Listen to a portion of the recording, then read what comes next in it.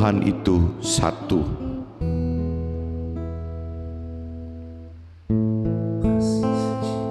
Kasih suci-Mu memelukku, mendekapku di setiap langkahku.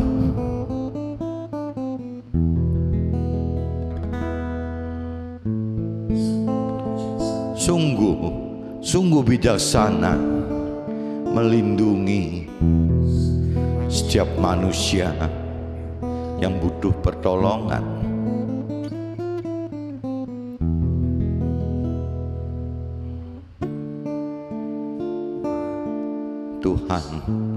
Tuhan itu satu. Tuhan itu Esa. Sembahlah Tuhanmu.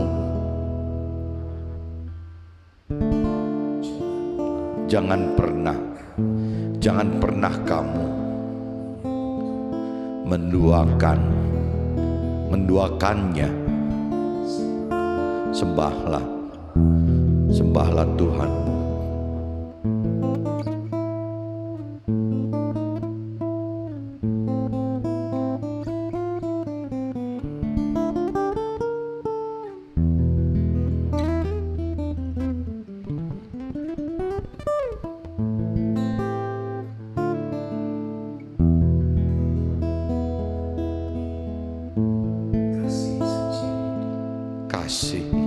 Kasih suci-Mu memelukku, mendekapku di setiap langkahku.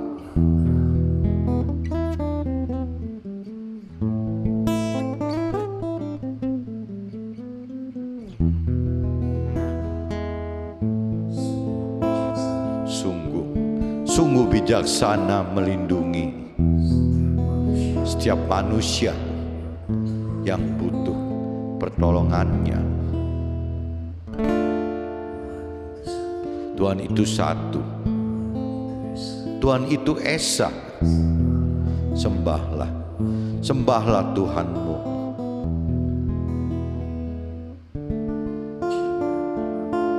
Jangan pernah kamu menduakannya. Sembahlah Tuhanmu.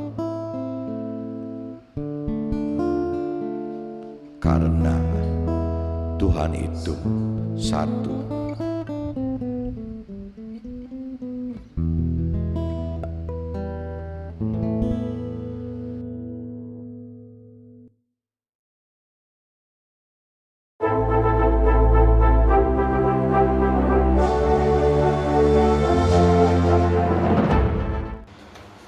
Jumpa kembali di MTD Journey Inspiration of Life. Pagi ini saya mau coba sharingkan teman-teman dengan temanya Tuhan buat rencana pembangunan 5 tahun bagi hidup orang yang percaya dan mengasihinya. Jadi tidak beda dengan pemerintah juga sama teman. Bagaimana pemerintah juga membuat rencana pembangunan 5 tahun. Jadi singkatannya repelita. Jadi pemerintah itu selalu membuat repelita per repelita, rencana pembangunan per 5 tahun teman. Rencana pembangunan 5 tahun. Nah ini saya coba masuk langsung teman-teman ke Kitab Roma pasal 8 ayat 18-30 dan Kitab Roma pasal 8 ayatnya 31 sampai 39. Saya coba langsung bacakan aja teman-teman supaya bisa cepat bisa masuk ke draft itu. Pasal Kitab Roma pasal 8 teman-teman, coba teman-teman cari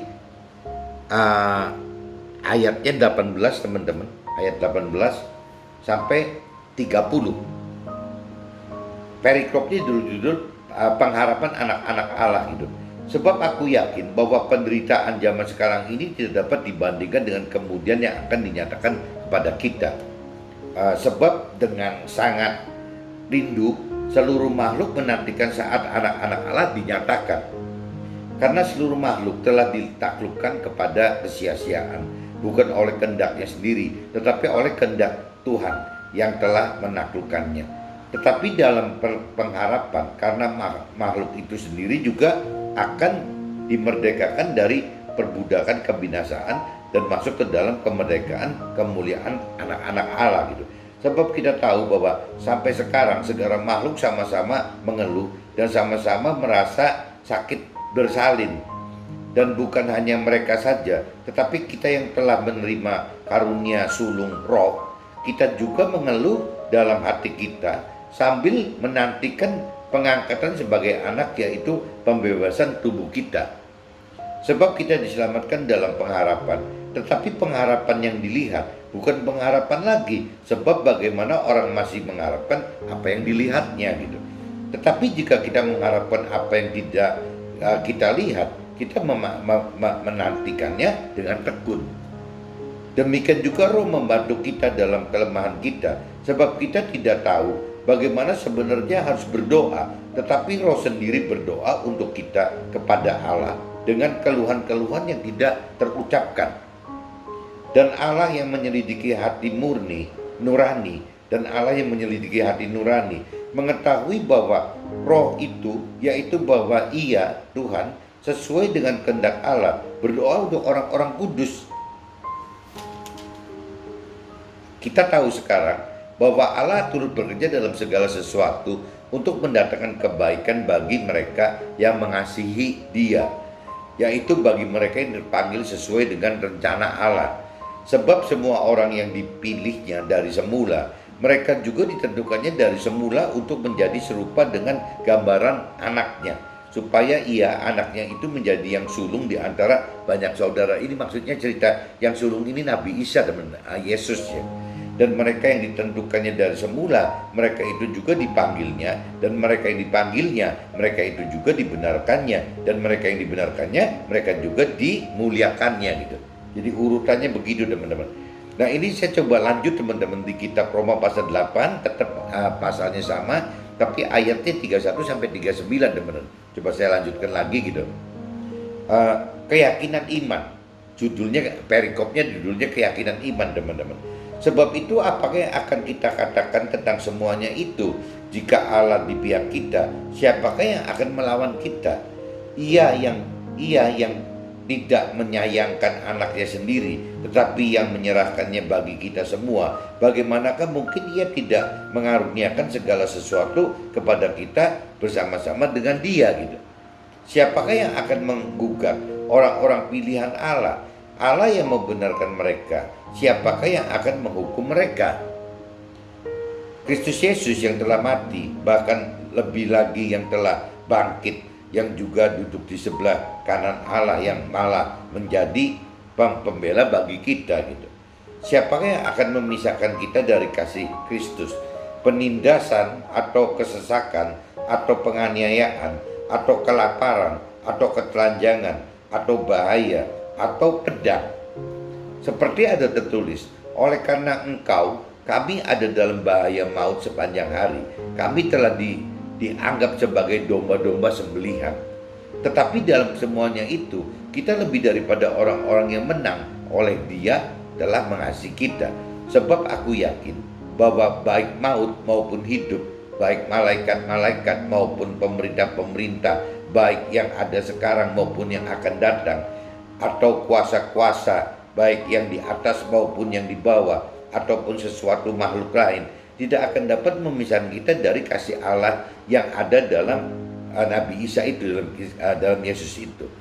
Jadi intinya saya bacakan sudah di kitab Roma pasal 8 ayat 18 sampai 30, dan kitab Roma pasal 8 ayatnya 31-39 bunyinya seperti itu teman-teman.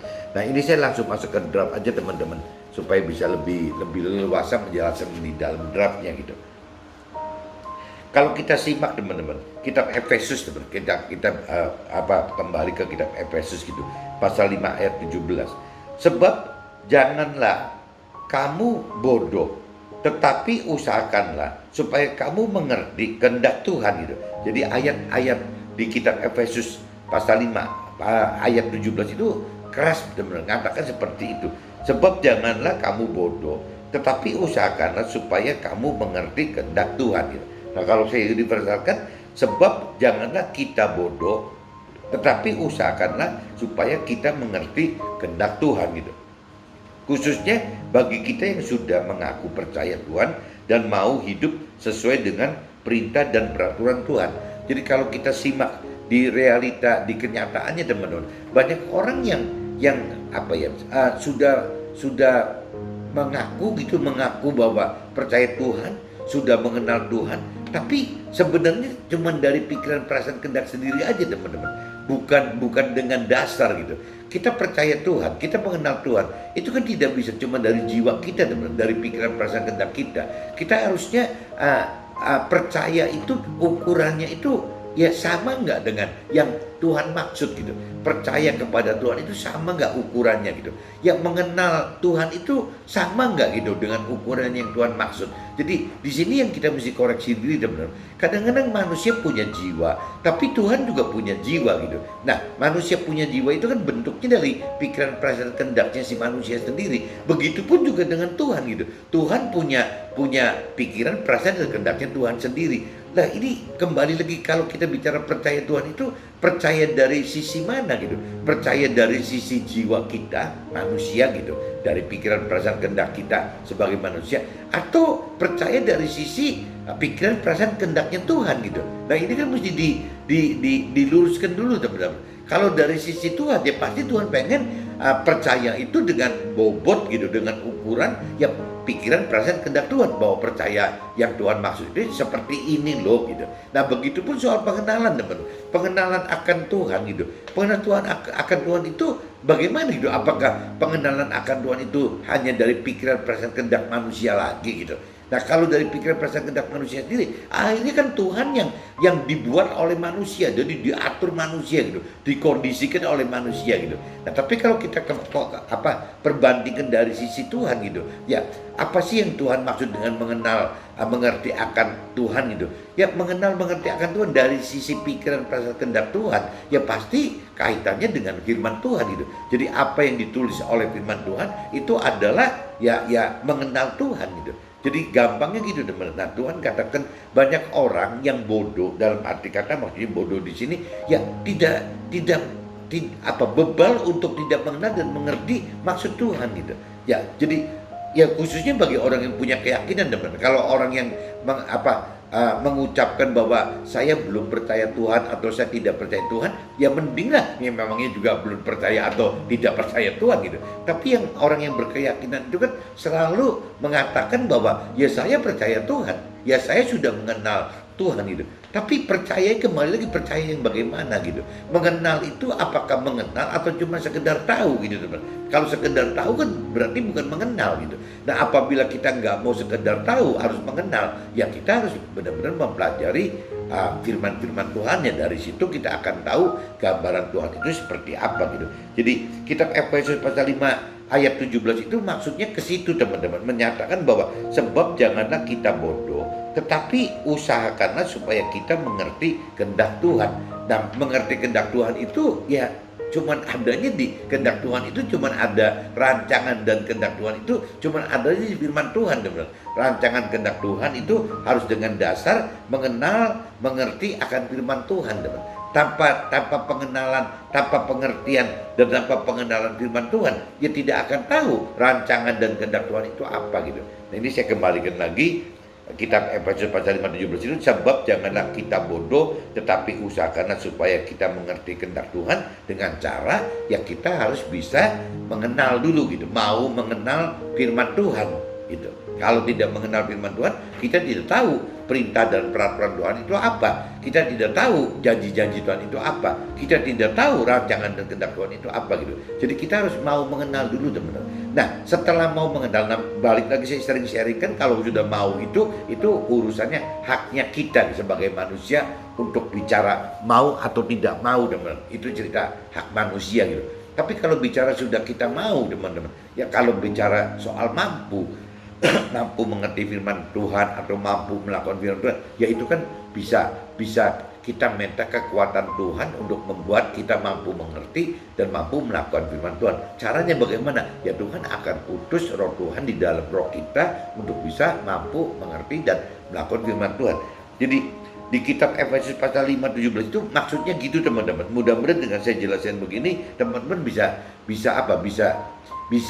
lebih mengerti gitu, bahwa maksudnya gitu. Nah khususnya kan kalau Tuhan batasin di sini kan Sebab janganlah kita bodoh, tetapi usahakan supaya kita mengerti kehendak Tuhan, khususnya gitu bagi kita yang memang sudah mengaku percaya, teman-teman, sudah mengaku percaya Tuhan dan mau gitu hidup sesuai dengan perintah peraturan Tuhan. Itu khususnya orang-orang yang ini, teman-teman. Tapi kalau orang yang belum atau tidak percaya atau tidak peduli dengan Tuhan, ya susah gitu. Tapi yang sayang kan kalau orang ini sudah mau gitu, memang mau percaya dan memang mau hidup sesuai dengan apa yang Tuhan perintah peraturkan, ya sayang kalau sampai tidak masuk ke dalam pengenalan, pengertian serta melakukan firman Tuhan. Percaya dan kemauan hanyalah ada dalam pikiran dan perasaan serta kehendak saja. Jika kita ingin bertindak, maka percaya harus disertai dengan melakukan, dan kemauan harus disertai dengan kemampuan melakukan sebagai bukti ketaatan dan kasih kita gitu. Jadi waktu kita benar-benar mau benar-benar kita mau percaya, ya tidak bisa cuma cukup dari kemauan aja, teman-teman. Kalau kemauan itu takutnya itu cuma dari pikiran perasaan kehendak kita saja, hanya jadi nggak nyata, teman, cuman di pikiran saja, di perasaan, di keinginan saja, tapi tidak diperbuat apa-apa. Ya tidak mempelajari tentang firman Tuhan, tidak belajar untuk mengerti firman Tuhan, tidak belajar untuk melakukan firman Tuhan gitu. Jadi cuman awang-awang gitu aja gitu, cuman di pikiran perasaan kita, kayak orang ngayal, teman-teman. Nah itu percuma, teman. Kalau misalnya kita perlakukan Tuhan, kita ingin percaya Tuhan dan ingin mengenal Tuhan hanya dengan cara-cara seperti itu, ya akhirnya Tuhan itu jadi cuman aja di hayalan aja, teman-teman. Ya kita mesti benar-benar kalau kita memang kita mau percaya dan mau mengenal beneran, ya kita harus benar-benar mengenal, mengerti dan melakukan firman Tuhan gitu. Ya sebagai bukti bahwa kita ini taat dan kita ini mengasihi Tuhan gitu. Jadi ya dia butuh itu, teman, butuh langkah-langkah seperti itu. Nah, kalau kita simak di kitab Roma, teman, kitab Roma yang tadi kita baca, pasal khususnya kitab Roma pasal 8 ayatnya 28, kita tahu sekarang bahwa Allah turut bekerja dalam segala sesuatu untuk mendatangkan kebaikan bagi mereka yang mengasihi Dia gitu. Ya, yaitu bagi mereka yang terpanggil sesuai rencana Allah, karena sudah ditentukan dari semula dan dipanggil serta dibenarkan gitu, dibenarkan ya, dan pada akhirnya akan dimuliakan Tuhan gitu. Jadi ini kitab Roma pasal 8 ayat 28 itu kayak begitu, teman-teman. Kita tahu sekarang bahwa Allah turut bekerja dalam segala sesuatu untuk mendatangkan kebaikan bagi mereka yang mengasihi Dia, yaitu bagi mereka yang terpanggil sesuai rencana Allah. Nah ini teman-teman, ya kalau ada firman bunyi begini, saya nggak ngerti loh, apakah memang ada orang yang terpanggil dalam arti kata hatinya tergerak gitu ya untuk mau mengenal, mengerti dan melakukan firman Tuhan, atau ada juga tipe orang yang cuek-cuek aja gitu. Tapi kalau saya lihat di sini, kalau lihat makna dari kitab Roma pasal 8:28 itu, ya memang ada orang dipanggil, ada yang tidak, teman-teman. Jadi kalau lihat kata-kata di sininya gitu, kita tahu sekarang bahwa Allah ikut bekerja dalam segala sesuatu untuk mendatangkan kebaikan bagi mereka yang mengasihi Dia, yang bagi mereka yang terpanggil. Nah ini kembali lagi, apakah orang yang terpanggil itu dimulai dengan mengasihi Tuhan gitu. Jadi orang yang memang mengasihi Tuhan ya mestinya terpanggil, teman. Tapi kalau orang yang cuek-cuek aja, nggak peduli sama Tuhan, apa tidak terpanggil gitu. Nah pertanyaannya, apabila kita memang tergerak untuk mengasihi Tuhan, ya berarti kita terpanggil. Nah cuman cara terpanggilnya jangan sampai kita kena kategori yang di Efesus pasal 5:17 tadi. Sebab janganlah kita jadi bodoh, tetapi usahakanlah supaya kita mengerti kehendak Tuhan. Yaitu kehendak Tuhan itu adalah bagaimana kita mau mengenal firman Tuhan, kita mampu mengerti firman Tuhan, dan kita mampu melakukan firman Tuhan tidak dengan cara lain selain menghidupkan roh Tuhan di dalam roh kita. Jadi maksudnya gitu, teman. Jadi kalau kita yang memang mengasihi Tuhan, kita tergerak hati kita mengasihi Tuhan, yaitu tanda-tanda bahwa kita terpanggil, teman-teman. Jadi jangan kalau kita dalam hati kecil kita mengasihi Tuhan, terus kita nggak ngaku bahwa kita nggak terpanggil. Kalau kita lihat firman di sini kan, yaitu yang mengasihi Dia, yaitu bagi mereka yang terpanggil sesuai rencana Allah. Jadi kalau kita sudah hati kecil kita ada mengasihi, ya sudah pasti terpanggil. Nah tinggal problemnya dipilih nggak gitu. Ya banyak orang yang dipanggil, firman katakan begitu. Banyak orang yang dipanggil, tapi sedikit yang dipilih. Kenapa gitu? Karena yang dipanggil itu kadang-kadang tidak bisa meneruskan, teman. Jadi akhirnya tidak terpilih gitu. Jadi bukan Tuhan nggak butuh yang dipanggil itu untuk dipilih semua. Tuhan pasti pengen yang dipanggil itu yang dipilih semua gitu. Tapi dalam realitanya ya gitu, teman-teman. Jadi kalau kita urut dari mulai, kalau hati kita memang mengasihi Tuhan, ya berarti tanda-tanda kita terpanggil. Nah orang terpanggil itu harusnya otomatis terpilih apabila orang yang terpanggil ini tidak bodoh gitu. Maksudnya seperti yang Efesus pasal 5:17 tadi gitu. Sebab janganlah kita bodoh, tetapi usahakanlah supaya kita mengerti kehendak Tuhan itu. Jadi kalau kita sudah mengasihi Tuhan berarti itu tanda-tanda terpanggil. Waktu kita terpanggil berarti kita akan terpilih apabila kita tidak bodoh, teman-teman. Ya kita tidak bodoh apabila kita mengerti apa sih kehendak Tuhan gitu. Ya kehendak Tuhan ini tadi saya katakan berulang kali gitu, bahwa Tuhan mau kita untuk mengenal gitu, mengenal firman Tuhan. Tuhan mau kita untuk mampu mengerti firman Tuhan. Tuhan juga mau ingin gitu kita mampu melakukan firman Tuhan, teman-teman. Kuncinya bolak-balik di situ, teman-teman.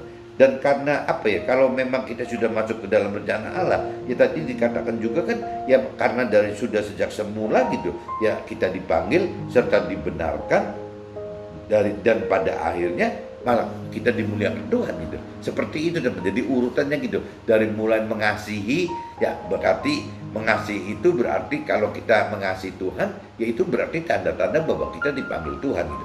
Nah waktu kita dipanggil Tuhan, teman-teman, ya pasti ya kembali lagi kita harusnya dipilih Tuhan apabila kita tidak bodoh gitu. Kita berarti tidak bodoh, berarti mau mengenal, mengerti, mampu mengerti dan mampu melakukan firman Tuhan. Nah kalau sudah bicara kita dipanggil, ya pasti ujungnya kita akan dibenarkan dan akhirnya dimuliakan Tuhan. Itu rancangan dan kehendak Tuhan bagi kita seperti itu, teman-teman. Nah Allah turut bekerja dalam segala sesuatu bagi yang mengasihinya dalam bentuk terlibat dalam pembuatan rencana pembangunan 5 tahun bagi kita yang dibentuknya untuk masing-masing dasar karakter dan jadi fungsi alat Tuhan gitu. Ibarat tukang ukir kayu memahat patung yang akan dibentuk, di mana pahat yang digunakan ada puluhan bentuk sesuai dengan keperluan patung yang dibentuk. Saya pagi ini, teman-teman, sengaja tidak membuat perumpamaan. Kalau di kitab suci, teman-teman, ada dikatakan contoh itu kan yang Tuhan berikan itu kan contoh orang bikin keramik, teman-teman, bikin penjunan gitu. Ya, cuman kalau saya lihat penjunan itu kan dasarnya itu kan dari tanah liat, teman-teman. Tanah liat yang dibentuk, ya pengen dibikin apa gitu. Misalnya mau dibikin vas bunga gitu. Jadi tanah liat itu dibentuk menjadi vas bunga, teman-teman. Jadi tanah liat yang tadinya yang berupa tanah liat tidak apa-apa dibentuk jadi vas bunga. Saya kadang-kadang kalau umpamakan manusia, teman-teman, kalau cerita yang manusia itu masih tidak melakukan kesalahan, dalam arti kata masih polos-polos aja gitu. Mungkin perumpamaan membentuk keramik itu kayaknya tepat gitu, teman. Karena memang tidak apa-apa. Nah cuman kalau saya kadang-kadang umpamakan saya atau teman-teman yang sudah kebacut gitu, mengalami proses hidup sebagai pengusaha atau karir yang kebenaran, ya cara-cara kerja yang dulu itu tidak sesuai dengan yang Tuhan peraturkan gitu. Jadi tidak sesuai dengan yang firman Tuhan, karena kita tidak mengenal, tidak mengerti akan firman Tuhan waktu itu, teman-teman. Jadi kita sudah keburu kebentuk begitu. Jadi kalau saya umpamakan seperti saya atau teman-teman yang sudah pernah terbentuk gitu. Ya kalau diumpamakannya dengan tanah liat kurang tepat tuh teman-teman. Kalau menurut saya seperti itu. Makanya pagi ini saya coba sharingkan, tidak mau diumpamakan sebagai tanah liat yang dibentuk jadi vas bunga atau jadi apa gitu, dibentuk jadi tembikar gitu. Nah, saya coba lebih condong mengumpamakan ini dalam bentuk kayak pemahat gitu. Jadi saya pernah lihat di video di YouTube gitu, orang membuat apa ya teman-teman, membuat patung gitu, patung dari kayu gitu, dari sebongkah batang pohon besar gitu, dibuat menjadi beruang teman, menjadi beruang gitu. Jadi gede sekali, batang pohonnya gede sekali gitu. Nah dia bekerja membentuknya itu kan dengan terus aja teman, dari mulai membentuk seketnya gitu, dia bikin seket dulu di batang pohon itu, dipotong-potong kasar dulu sampai akhirnya ya sampai kecil sampai akhirnya bentuk tangannya, bentuk badannya, bentuk kakinya,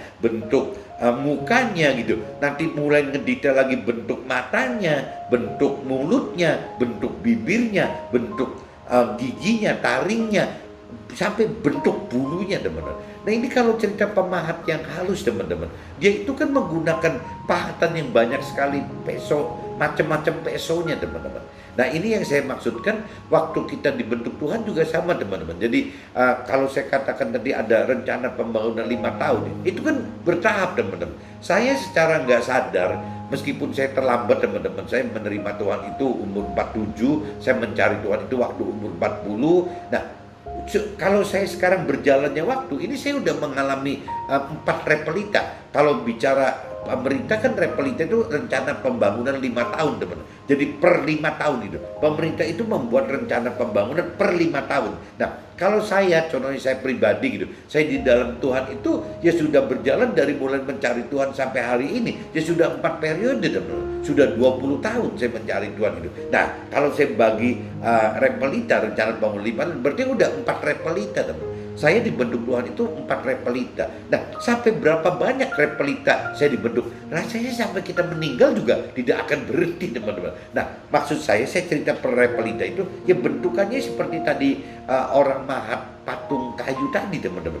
Jadi waktu pertama repelita 1 itu mungkin Tuhan cuma bentuk seket kasarnya aja gitu. Jadi sebatang kayu, sebatang pohon itu cuma dipotong-potong kasar semua. Mungkin kalau bukan si senimannya gitu, bukan yang membuatnya, bukan istilahnya kalau secara rohani Tuhannya gitu, ya kita nggak ngerti gitu. Ini batang pohon itu dipotong-potong mau jadi apa sih gitu. Kita nggak ngerti bahwa itu nanti ujungnya jadi beruang gitu, karena kita nggak ngerti. Yang ngerti kan Tuhan gitu. Nah kita tuh sama teman. Jadi anggaplah misalnya repelita pertama misalnya yang dibentuk itu seketnya gitu. Jadi contohnya misalnya saya mau dibentuk menjadi beruang gitu. Nah otomatis Tuhan akan seket bikin beruangnya dulu teman. Itu proses untuk motong-motong begini anggaplah 5 tahun teman.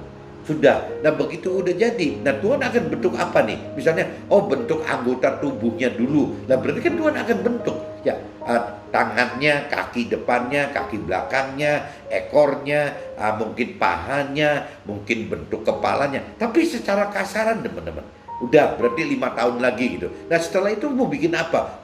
Mulai ngedetail, ngedetailin misalnya mukanya atau kakinya mulai dibikin ada kelapakannya, ada jarinya, ada kukunya, mulutnya, ada giginya, ada lidahnya, ada bibirnya gitu, matanya. Nah itu sudah masuk ke repelita berikutnya lagi teman-teman. Ya repelita khusus lagi gitu. Udah, terus bentuk lagi misalnya ke bulunya dibentuk lagi gitu, sampai kecil-kecil selembar gitu. Nah terus nggak ada berhentinya teman.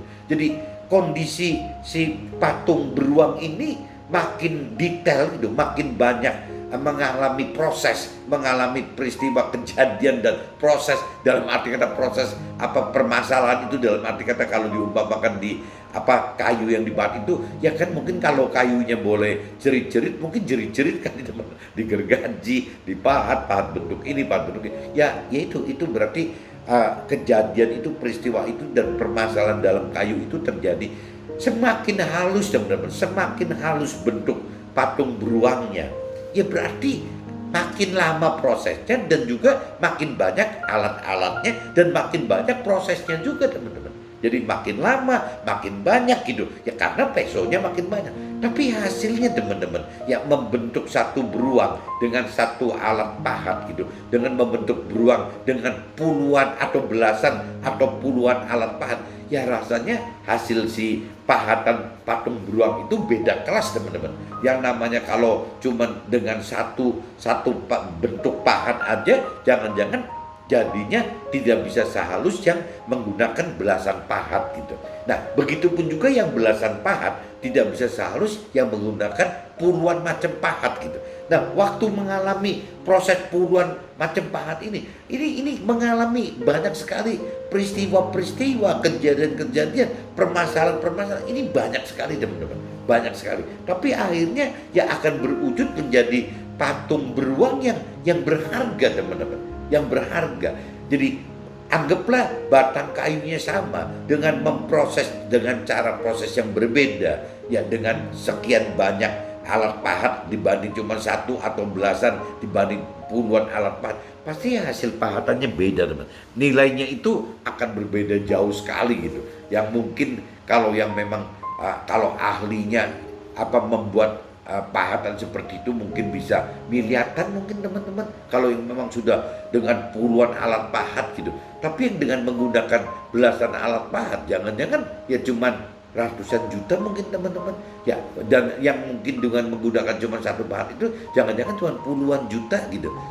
Ya mungkin seperti itu. Tapi kalau bukan ahli yang bikin, jangan-jangan cuma jutaan aja teman. Kalau terlalu kasar banget, jangan-jangan cuma ratusan ribu gitu. Padahal gede batang pohonnya sama. Nah ini kualitas manusia itu juga sama teman. Jadi manusia yang mahal itu adalah manusia yang memang udah benar-benar mengalami proses seperti itu gitu. Nah ini kalau diumpamakan ke dalam hal rohani teman-teman, ya itu jadi kasar sampai halus itu ya bedanya gitu teman-teman. Kalau orang yang tidak melakukan firman sama sekali, tidak mengalami proses melakukan firman teman, ya ujungnya kalau bicara rohani kemungkinan besar bisa masuk ke dalam neraka teman.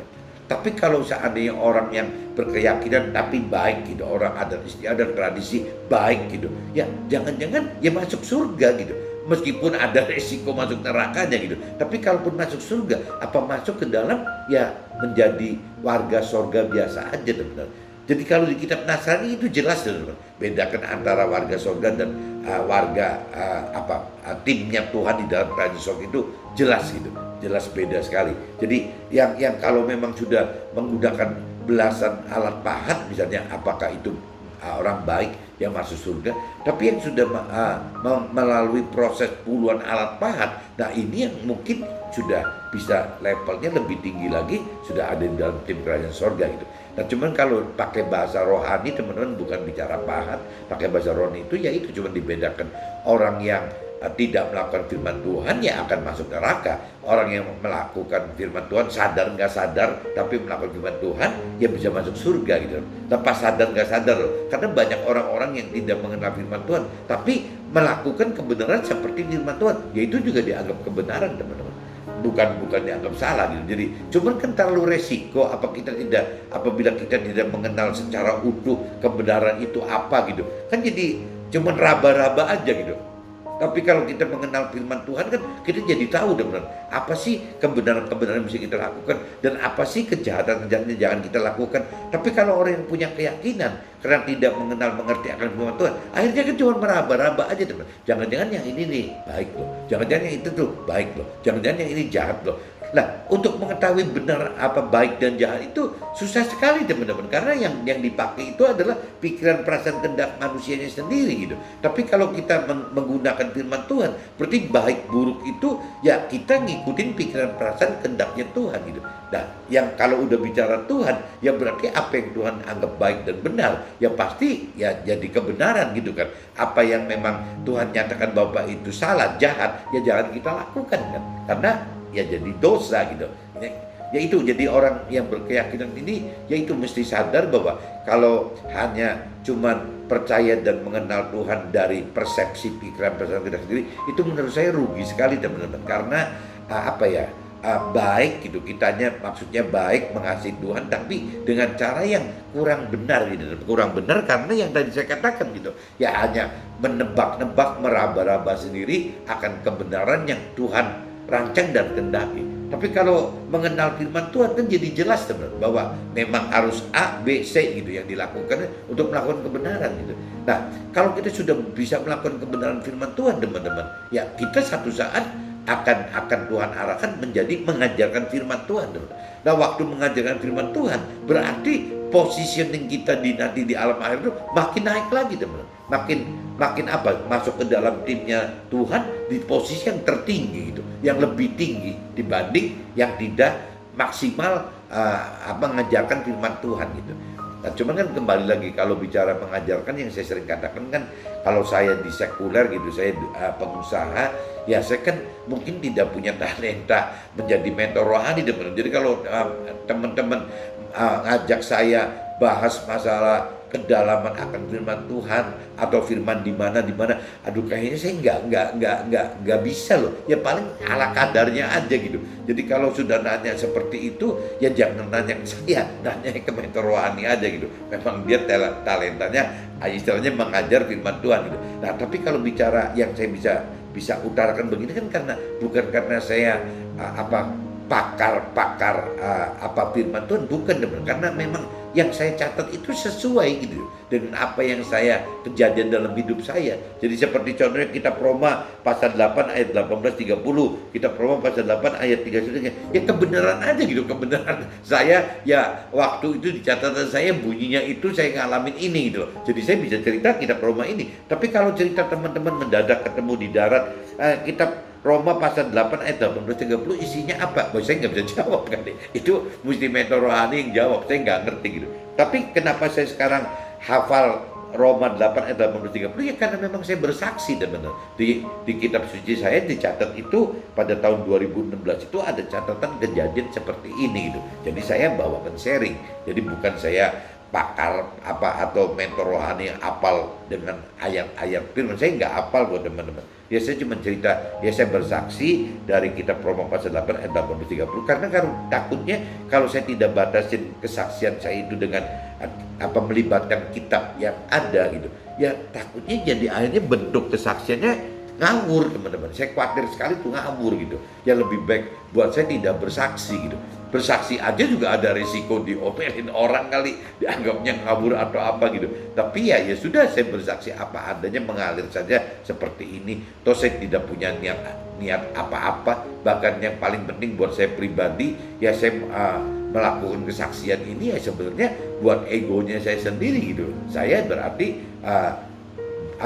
berani gitu kan, berani melakukan firman Tuhan gitu. Cuman itu saja teman-teman. Tapi kalau seandainya sharing seperti begini itu ada manfaat buat teman-teman, ya syukur ya teman-teman.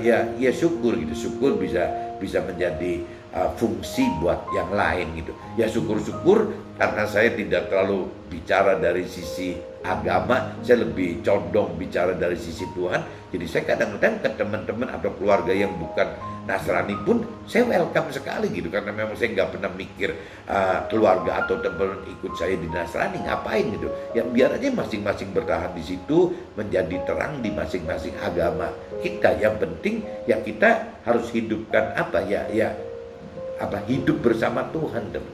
Hidup dengan pikiran, perasaan, kehendak Tuhan. Nah ini yang saya selalu tekankan dalam sharing saya kan itu teman, bukan mengajak teman-teman ke Nasrani gitu. Saya tidak terlalu ribut ke Nasrani atau enggak. Yang saya ributin itu masalah Tuhannya gitu. Ya di Nasrani kalau nggak sampai mencari Tuhan juga buat apa gitu. Di Muslim nggak mencari Tuhan juga buat apa. Di agama-agama lain gitu yang bukan Nasrani, bukan Muslim, tidak mencari Tuhan, terus buat apa? Hidup buat apa gitu. Dan juga kalau kita bicara, kita sadar kita pengen menjadi tadi cerita patung beruang yang mahal harganya, kita kan mesti benar-benar manfaatkan waktu kita teman-teman. Karena waktu kita kan ada batasnya gitu.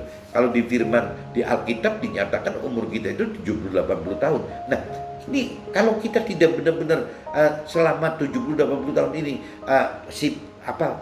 patung beruang ini tidak kita sebanyak mungkin mengalami proses pahatan, nanti jadi patung beruangnya jadi murah sekali teman-teman. Bukan patung beruang yang harganya miliaran gitu, bukan patung beruang yang harganya ratusan juta, tapi jangan-jangan patung beruangnya cuma puluhan juta atau jutaan atau ratusan ribu saja teman-teman. Kalau puluhan ribu enggak lah, karena memang patungnya gede, kayunya mahal gitu loh. Jadi ya palingnya begitu, jadi urutannya gitu teman-teman. Jadi kalau buat saya ya karena umur kita dibatasi 78 tahun, ya kita harus efektifkan sisa waktu hidup kita teman-teman. Caranya gimana? Ya dengan banyak sekali melakukan firman Tuhan. Caranya yang tadi gitu, ya bagaimana mengalami proses. Teman-teman bayangin teman-teman, kalau cerita diumpamakan ke patung beruang tadi lagi gitu. Kalau sekarang kita bikin bulunya gitu, bulunya beruang. Lah bulunya beruang tuh di segede gitu berapa lama teman bikin bulunya beruang dengan pahat loh, pahat kecil. Kalau pahat gede kan nggak bisa berbentuk bulu teman-teman.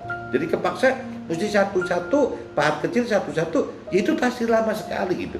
Nah cuman kalau kita mau menjadi hasil pahatan yang mahal gitu, ya mau nggak mau harus begitu teman-teman. Nah pertanyaannya, apakah sampai umur kita tiba gitu, sampai kita meninggal dunia, apakah patung beruang itu benar-benar jadi sempurna gitu? Ya nggak tahu gitu teman. Ya kalaupun nggak sempurna, ya kita maksimal seindah mungkin gitu, sedetail mungkin, semahal mungkin nih nilainya gitu. Mudah-mudahan dengan saya perbandingan umpamakan bukan dalam bentuk tempayan gitu, tembikar gitu. Kalau tembikar yang tadi saya katakan karena mungkin bagi orang-orang yang memang dari awalnya sudah benar gitu ya, mungkin cocok kali ngebentuk dari tanah liat yang memang belum berbentuk apa-apa gitu. Dan kalau tembikar itu kan kalau sudah berbentuk kan nggak susah bentuknya, kalau udah dibakar udah nggak bisa dibentuk ulang. Tapi kalau pahatan ini saya cuma umpamakan supaya bisa lebih kena gitu, lebih kena. Maksudnya bahwa tidak semua orang start hidup itu dari tanah liat yang masih bahan gitu. Yang seperti contoh saya itu sudah kebentuk teman-teman, kebentuk polanya itu kebentuk dari sejak tidak mengenal, tidak mengerti akan Tuhan, pribadi Tuhan, tidak mengenal, tidak mengerti akan firman Tuhan. Jadi sudah memang dari sananya udah kebentuk begitu. Sebelumnya saya bicara adat istiadat tradisi sampai umur 40 teman-teman. Jadi kan sudah mengeras sekali kan, sudah jadi batang pohon yang besar gitu. Nah ini kalau tidak dipahat ya susah gitu. Diumpamakan sebagai tembikar juga nggak bisa gitu. Karena udah wujudnya udah kebentuk gitu. Jadi cuman balik lagi kan tinggal Tuhan mau jadiin kita apa. Kalau Tuhan mau jadiin kita patung beruang yang bagus, yang mahal harganya, ya prosesnya harus seperti itu teman-teman. Dan butuh waktu gitu, butuh alat proses yang bermacam-macam itu, yang belasan puluhan macam itu, dan ya butuh diproses gitu, ya butuh mengalami ya proses-proses peristiwa-peristiwa itu, kejadian-kejadian, masalah-masalah. Kalau memang si batang kayu itu bisa seperti manusia ya, bisa jerit-jerit gitu, ya pasti akan ngalami seperti itu teman-teman. Maksudnya seperti itu teman-teman. Jadi patung itu yang saya maksud itu seperti itu. Nah, proses pembentukan dengan alami peristiwa dan kejadian serta masalah-masalah yang bertemu dengan bahaya maut gitu. Setiap hari kita dianggap sebagai domba sembelihan, tetapi dalam semuanya itu kita selalu dimenangkan oleh Tuhan. Nah ini kalau cerita itu kan cerita patung teman-teman. Waktu kita dalam realita kehidupan sehari-harinya teman-teman, waktu kita dibentuk itu, kita ini dicemooh, dinista, ditindas, ditekan, ya di macam-macam oleh dunia teman-teman. Oleh siapa? Ya oleh semua manusia gitu. Oleh manusia yang tidak mencari Tuhan, ya akan menista kita, menindas kita gitu, menginjak kita, ya akan mencemooh kita. Pasti akan begitu. Jadi dari mulai urutannya dari masyarakat luas juga akan seperti itu. Yang masuk ke dalam komunitas juga akan biasanya seperti itu. Masuk ke dalam keluarga besar kita yang akan mengalami seperti itu. Masuk ke dalam keluarga kecil kita juga bisa seperti itu. Bahkan di dalam keluarga sendiri pun, yang terhadap anak, orang tua, mertua maupun pasangan kita juga bisa ditindas teman. tetap kita akan bisa ditunda. Nah, kalau pakai bahasa rohaninya, ya proses pembentukan dengan alami peristiwa dan kejadian serta masalah-masalah yang bertamu dengan bahaya maut setiap hari. Ini maksudnya gitu, bahaya maut itu seperti tadi teman, jadi ditindas, dicemooh, di segala macam gitu. Itu ceritanya kalau secara bahasa rohani bertemu dengan bahaya maut setiap hari. Kita dianggap sebagai domba, jadi kita itu seperti nggak bisa apa-apa, nggak bisa melawan teman-teman. Ya memang aneh gitu. Memang kadang-kadang kita kalau pakai rasio juga kita bisa mikir, iya kenapa aneh ya, kenapa kita kok bisa begini, kenapa kok dalam kondisi mengalami penderitaan seperti ini bersama Tuhan kok kita malah ada damai sejahtera gitu, ada kepuasan yang sempurna, ada kebahagiaan sempurna. Nah ini kan hal yang aneh teman-teman, yang dunia anggap ini manusia aneh gitu, gak waras gitu. Ya mestinya kalau begini kan gak enak gitu, yang menderita gitu. Tapi kenapa orang ini kok enak gitu, ke orang ini kok sukacita saja, kok orang ini ada damai sejahtera? Itu kembali lagi teman, karena hidupnya sudah bersama Tuhan, sehingga ada satu kepuasan yang sempurna, firman lain katakan begitu, kebahagiaan sempurna yang tidak bisa diceritakan kepada orang-orang dunia teman-teman. Nah ini konyolnya pelaku firman itu seperti ini teman-teman. Nah ini yang saya ngomong seperti ini pun juga masih on off teman-teman. Kalau saya lagi on gitu, saya merasakan itu. Tapi waktu off, aduh kesiksa banget loh, nggak enak banget. Enaknya jadi orang duniawi gitu. Karena saya pernah mengalami dunia gitu, mengalami orang duniawi kan. Tapi kalau bicara saya waktu on itu, maksudnya dalam kondisi memang iman saya kuat, saya tenang gitu, pengenal-pengenal saya akan tenang gitu. Ya nikmat teman. Ada kepuasan sempurna, kebahagiaan sempurna yang tidak bisa diperkatakan dengan kata-kata kepada orang lain gitu. Jadi cuman kita aja, cuman kita dengan Tuhan yang bisa merasakan itu gitu. Nah ini ya yang disebut semakin kita ngomong begini, semakin dianggap kayak orang gak waras sekali oleh dunia gitu. Ya itu yang disebut bahaya maut itu gitu.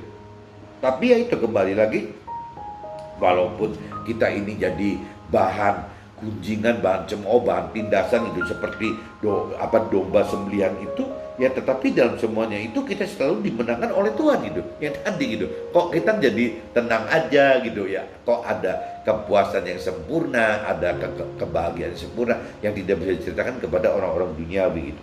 Nah, kedalaman pengenalan dan pengertian firman serta tingkat iman setelah melakukan dan mengalami firman akan makin yakin akan kasih Allah gitu. Jadi semakin kita mendalami pengenalan pengertian akan firman Tuhan gitu, semakin kita menaikkan level iman kita, semakin percaya kepada Tuhan. Itu anehnya gitu teman-teman. Jadi kita malah makin yakin gitu ya bahwa Tuhan itu mengasihi kita gitu.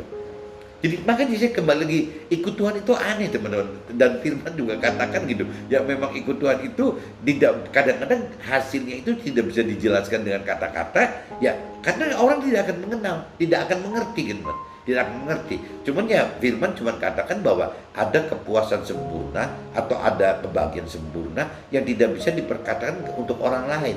Yang tahu itu cuma antara kita dengan Tuhan aja teman-teman, yang benar-benar bisa tahu gitu. Nah ini kembali lagi, dan kita makin tahu teman-teman bahwa ya betapa besarnya kasih Tuhan bagi kita teman-teman. Yang dulunya kita selalu hitung-hitungan, makin lama kita makin ngerti bahwa ya nggak bisa dihitung gitu, karena Tuhan itu ya parameternya gitu. Kalau secara Nasrani kan parameternya Tuhan mengorbankan anaknya gitu. Jadi maksudnya mengutus Nabi Isa gitu, Yesus ini dikorbankan gitu. Nah itu apakah ada gitu kita misalnya seorang bapak juga tega-teganya mengorbankan anak kita? Ini kan nggak mungkin teman. Dan Tuhan lakukan itu demi kita. Dan waktu Tuhan melakukan itu demi kita, terus kita bisa lawan apa gitu? Ya udah nggak ada lawannya lagi gitu. Ya itu makanya kadang-kadang kita mesti sadar bahwa ya kita ini berhutang kepada Tuhan Allah gitu, karena Tuhan Allah sudah mengorbankan anaknya seperti itu, ya berarti kita berhutang. Nah untuk nebus hutang itu ya tidak jauh-jauh bagaimana kita mesti taat melakukan firman Tuhan gitu teman-teman. Cuman pagi ini teman-teman saya ajak, sengaja saya bawa istilah repelita, rencana pembangunan 5 tahun, itu maksudnya gitu teman-teman. Jadi jangankan Tuhan gitu ya, pemerintah saja sebagai wakil Tuhan di dunia gitu ya, itu juga membuat rencana pembangunan 5 tahun teman-teman. Jadi kalau buat saya pribadi teman-teman, kalau saya hitung bahwa saya mencari Tuhan sudah 20 tahun teman-teman, 20 tahun dari umur 40 gitu, ya berarti sisa umur saya kalau dari 40 sampai ke 60 ini sudah 4 repelita teman-teman. Nah, kalau kita parameternya misalnya umur 70 meninggal gitu, berarti saya sisa umur saya itu tinggal 2 repelita lagi teman-teman. Kalau misalnya saya dikasih umur sampai 80, berarti umur saya itu 4 repelita lagi teman-teman. Kalau saya dikasih lebih dari 80, berarti di atas 4 repelita. Nah ini nih nggak pernah habis teman-teman. Sampai ngomong kasarnya, kita dikasih umur 120 tahun pun gitu, ya tetap aja gitu. Ya kalau saya hitung misalnya, kalau sekarang 60 ke 120, 60 tahun gitu. Ya 60 tahun lagi saya baru meninggal. 60 tahun dibagi repelitanya berarti kan bagi 5 tuh. Berarti 60 tahun berarti 12 repelita gitu. Saya dikasih peluang untuk 12 repelita lagi gitu. Rasanya tetap tidak habis teman-teman. Ya membentuk bulu-bulunya si patung beruang tadi itu tidak pernah habis gitu. Diapain lagi ya begitu gitu. Nggak pernah habis sampai kita meninggalnya teman-teman. Jadi teman-teman harus efektifkan sisa waktu kita gitu. Ya apalagi yang sekarang belum pernah membaca firman Tuhan atau membaca firman Tuhan ala kadarnya, nggak fokus, ya buruan bener, karena Tuhan nggak bisa maksa kita untuk mampu mau membaca, nggak bisa teman. Jadi Tuhan itu cuma mengingatkan, mungkin sharing saya seperti ini gitu, diingatkan ya ayo dong baca firman gitu. Untuk mau itu kan urusannya independennya manusia gitu. Nanti sudah mau mengenal firman Tuhan, membaca firman Tuhan, nah untuk mampu mengerti, mampu melakukannya, ya Tuhan akan bertindak teman, dengan memberikan roh Tuhan kepada kita untuk membuat mampu mengerti dan mampu mengenal, mampu melakukan firman Tuhan gitu. Jadi mampu mengerti, mampu melakukan firman Tuhan. Oke teman-teman, mudah-mudahan gambaran rencana pembangunan 5 tahun ini bisa berarti buat teman-teman dan bisa langsung dipraktekkan teman-teman per rencana pembangunan 5 tahun per repelita gitu. Kita coba atur hidup per repelita di dalam hal rohani. Oke teman-teman, see you, bye-bye.